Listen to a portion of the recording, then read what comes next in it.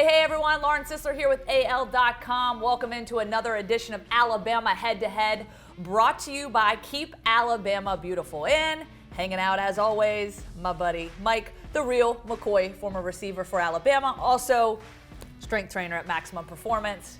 He does his thing. Hey, we're going to max things out as Alabama gets ready for a trip to College Station, Aggie Land, home of the 12th man.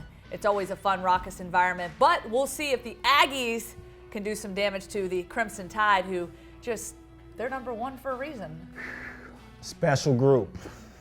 Oh, let's go now. Oh, oh, now. Oh, let's go now. Oh, can't stop us. Oh, let's go now. Oh, now. Oh. Okay, Mike, so Alabama opens as a 17.5-point favorite in this one as they go on the road to College Station, which is one of my favorite places for college football, by all means. But before we get into this matchup, I want to get your take here. Where's the popcorn at? Somebody, where's the popcorn at? I think they forgot to plug in the microwave. Oh, snap. So, your thoughts. You've been around Lane Kiffin. You know Lane Kiffin. You know his shtick. You know his personality. He's been in the SEC long enough, obviously coaching as an offensive coordinator under Nick Saban. And, here's the deal. He did the interview with Jamie Erdahl before the game. He did the old, hey, get your popcorn ready, drop the mic or the headset, walked off. And he later did apologize and say, well, maybe I kind of got off the rails a little bit there, got a little too emotional, probably shouldn't have gotten too overzealous. But Alabama kind of showed him what was up there with the popcorn or lack thereof. Right. Wasn't nothing popping. Wasn't nothing popping. I think Coach Saban really did not allow them to dictate the game. They're a fast ball team, and that 4th and 1, those early stops early on, I think those were the turning points of the game. Yeah. For me, I think. And a year ago, Ole Miss was successful on 4th down. This year, not so much. So popcorn, well, I guess we'll see what kind of popcorn we're popping up this week. Okay, so 17.5-point favorite, Alabama. Look, this is a Texas A&M team that a year ago lost to Alabama at home in Bryant-Denny Stadium, and then, oh, by the way, goes on a tear. 8 wins in a row, ends up 9-1 on the season, and they return a lot of those same guys, a lot of those same key pieces. 15 guys, I think, to be exact. 15 guys. But what's crazy about it is that is not showing up on the scoreboard this year, not showing up in the record books this year. They're 3-2, 0-2 in the SEC, and things are a bit of a struggle. So we look at the offensive side of the football. Alabama got back to the old school way of Alabama football on offense. And I'll tell you. My era. Your era. I was going to say, so Brian Robinson, Yeah. after the game, huge smile on his face, rightfully so. 171 yards. That was a career night for him. 171 yards on 36 carries, thanks in big part to an offensive line who parted the seas. Just your thoughts on what you saw from old school Alabama football. And are we going to see more of that this week? I'm not sure. I think Ole Miss did a decent job by dropping 8. So when you drop 8, you gotta run the ball. You don't have anybody that can stop the ball carrier. I think this week, Bama, you may see a 50-50 split. I think Coach Saban will do a good job of doing his homework, far as seeing what they're going to give, and I think you have a quarterback who's composed enough to distribute the ball. Yeah, and I guess, yes, and you're talking about Bryce Young. Yes, and Bryce. his ability to distribute the football. Yeah, I don't think that they're going to lean heavily on the run game moving forward, and obviously it'll depend on the looks they get. But let me tell you, Texas A&M has some dudes up front.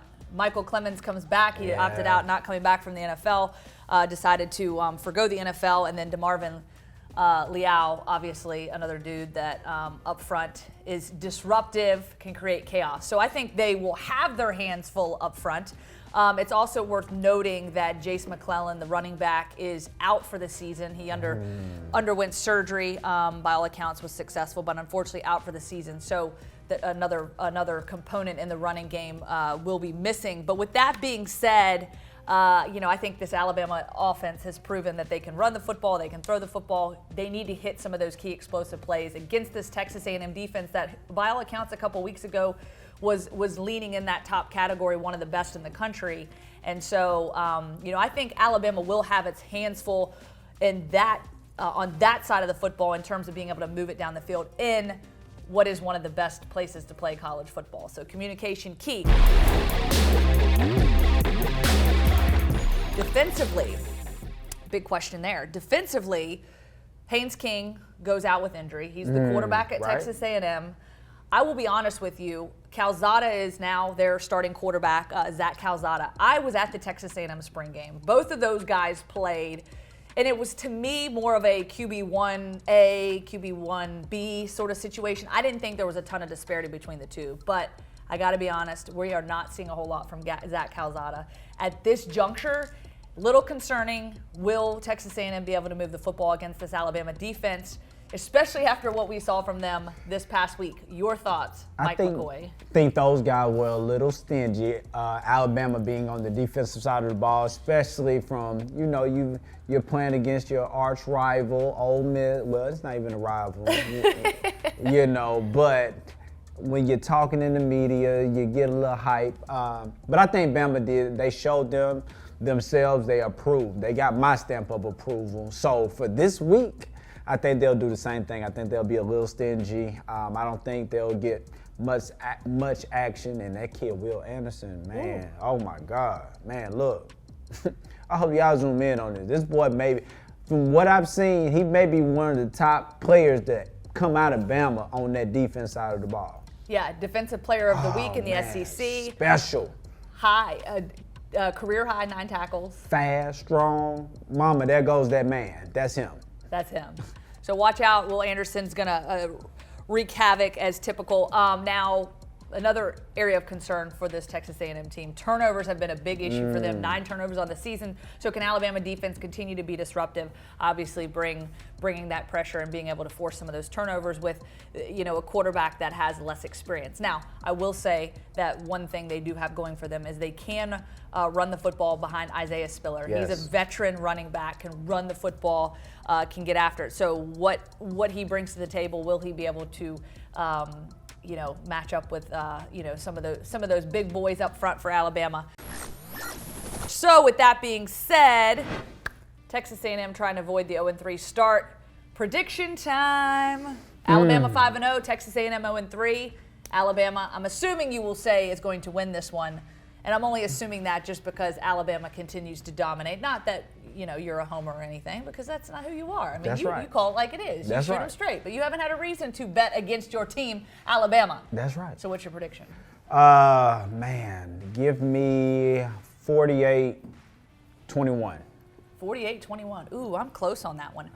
45-20 for me. I think, again, this Texas A&M team came into the season. We thought they were going to be the ones circled on the calendar for Alabama, especially on the road. Not the case. Injuries have plagued them. The young guys filling in roles. I just think there's a lot of miscommunication, a lot of guys struggling to kind of just get that experience. And I think there's going to be a whole lot more of that against this Alabama team. My final score, 45-20. And, well, we'll see how Week 6 shakes out. Peace, y'all. Peace. Talking a little trash on the field? Yeah, we get it. Trashing the state with litter? That's terrible. Keep it clean. Keep Alabama beautiful. It's guaranteed that I die legend. Yeah, son God, homie, I'm reverend. Preach.